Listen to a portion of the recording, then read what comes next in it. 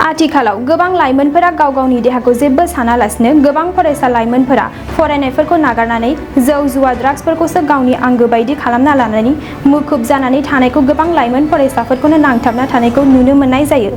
बेनिनो मैया मुलुगनां ड्राग्स होबथा सानजों लोब्बा लाखिनानै थिनालि दालाइसा एबसुआ ओनसोलनि फोनांजाब आफादफोरजों लोगोसे साननो हनो गोरों रायजो राजाफोरजों लोगोसे लाइमोन फरायसाफोरखौ लानानै बे हाबाफारिखौ लानाय जायो। थिनालि दालाइसा एबसुनि बानजायनायाव बे मुलुगनां ड्राग्स होबथा सानावनो बाहागो लायो क'क्राझार जिल्ला एबसुनि सोलोंथाइ नेहाथारि जांगिला औवारी बिथाङा। बिथां औवारीया हाबाफारिया बाहागो लाना खौरांगिरिनि सिगाङाव फोरमायदों दि जौ जुवा ड्राग्स बेफोरबायदिखौ बाहायग्रा लाइमोनफोरखौ गाव गावनि बिमा बिफाजों लोगोसे बर'नि गुबुन गुबुन आफादाबो आखायाव लानानै बयबो सांग्रां जानानै होबथानांगौ आरो दायथ' लानानै खामानि मावनांगौ होननानै फोरमायदों। आच्छा दिनै 22 जुन मुलुगनां जे ड्राग्स हेंथा सान दा बे सानजों लोब्बा लानानै दिनै थिनालि दालाइसा दुलाराय बर' फरायसा आफादा जे मोनसे सांग्रांथि हाबाफारि लादों। दा बे हाबाफारिनि गुबै उद्देश्यआनो जादों जे जोंहा मोनसे थांखि दङ जे बर' हारिया मोनसे थांखि दं आरो एबसुआबो मोनसे थांखि दं, बर' रायजो राजायाबो मोनसे थांखि दं।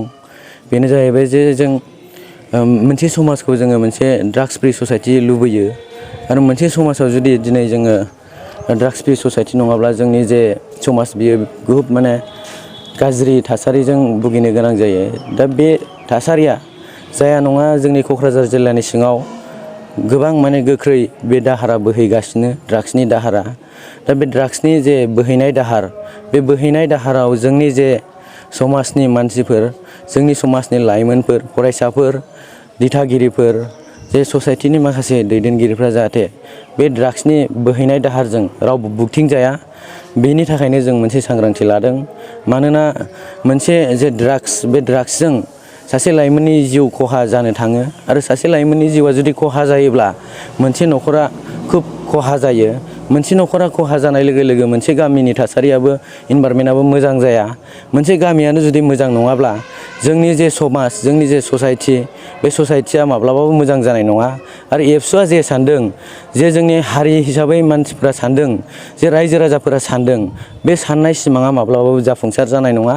जे बर' हारिखौ जों गेरेमसा हारि दानो जे सानदों बे गेरेमसा हारि दानो साननाया जुदि जोंनि लाइमोनफोरानो जुदि गाबोन बे ड्राग्सनि दाहारजों बोहैखारलाङोब्ला जोंनि समाजनि गारजेनफोरा, जोंनि जे ससाइटिया बे ड्राग्सजोंसो जुदि भुगिनांनो गोनां जायोब्ला जोंनि जे सिमां बियो माब्लाबाबो जाफुंसार जानाय नङा।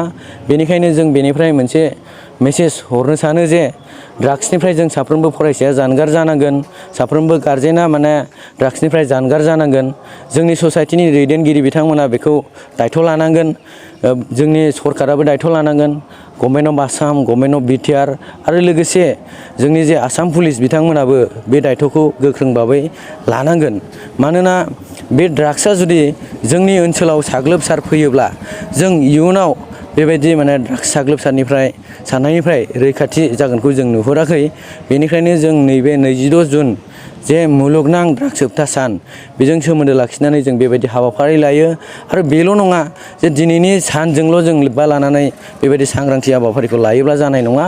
जे जों सानफ्रोमबो जे थांनानै थानायाव जों जे माने थासारिजों भुगिनो गोनां जायो बेनिफ्राय जों साफा साफा गावबा गाव सांग्रांथि जानानै बे समाजाव दावबायलाङाब्ला जों माने इयुनावहाय मोजां थासारिनिफ्राय माने बेबायदि गाज्रि थासारिजों भुगिनो गोनां जागोन। दिनै 22 जुन जे मुलुगनां ड्राग्स होबथा सान बेजों लोब्बा लाखिनानै जोङो बालाजान थिनालि दालाइसा दुलाराय बर' फरायसा आफादनिफ्राय जे जोंनि ओनसोलाव थानाय जोंनि गामिनि रायजो राजा जेसेबां मानि जोंनि ओनसोलनि बे ड्राग्सनि हेंथायै जे बयबो जे मदद जे हेफाजाब होनांगौ। जे जोङो जोंनि बालाजान थिनालि दालाइसा दुलाराय बर' फरायसा आफादनि सिङाव थानाय माखासे गामिफोरखौ, जोंनि गामिफोरखौ जोङो मोनसे मोनसे गामियाव गामि गोरा गाहाय नेहाथारि बा गावबुरा बिथांमोननिसिम लाइजामनि गेजेरजों जे जोङो लेटार लिरनानै हरगोन जे जोंनि गामिफ्राव जे गामिनि दैदेनगिरि जानानै जे जायफोरा गथ'फ्रा फरायफुनाय समाव जोंनि सेंग्रा सिख्ला बिनानावमोना जे ड्राग्स बाहायनानै गोबांथार गाव गावखौ खहा खालामनानै लादों। दा बेनिखायनो जोङो गामिनि जेसेबांमानि दैदेनगिरिखौ जे बयबो गाव गावनि गामिनि दिथागिरि हिसाबै जे सोर फरायसाया जे बेबायदि आखुआव बा बेबायदिखौ बाहायनानै दं बेखौ गामियाव मोजां सावरायलायनायनि गेजेरजों बा जोंनि दालाइसा आफादाबो थांनानै जयै सावरायनायनि गेजेरजों जोङो गोबां सेंग्रा सिख्ला जे फरायफुनाय बिथांमोना बेबायदि हाबायाव बांसिन जानानै दङ खामानि गाज्रि हाबायाव दा जोंनि दालाइसायाव गोबांथार जोंहा गामिनि दैदेनगिरिफोरखौ लानानै बिनि सायाव जोंहा सावरायनांगौ आरो बयबो जोङो बिथांमोननि जे ड्राग्स बाहायनाय बेखौ जोङो सानफा एफा जोङो लोगो हमनानै जों माखासे गार्जेनफोरजों सावरायनायबो जादों दा दिनैनि बे हाबाफारियाव जे जोङो जिल्ला दुलाराय बर' फरायसा आफादनिफ्राय हांख्रायहरनाय जादों लोगोसे जोंनि नैबे बालाजान पिपि आउटपस्टनि आइसि बिथांखौबो जोङो हांख्रायहरनाय जादों जे जों बयबो बे ड्राग्सनि हेंथायै जे बयबो रायजो राजा लोगोसे जोङो गोबां जे दैदेनगिरिफ्राबो जे मदद होनांगोन आरो फरायसाफोरखौबो जोङो साफ्रोमबो एवारनेस जे बिनि प्रग्राम लालांबाय थानांगोन आं बेखिनिखौनो आसा खालामदों। रेलि हाबाफारि लागोन नामा?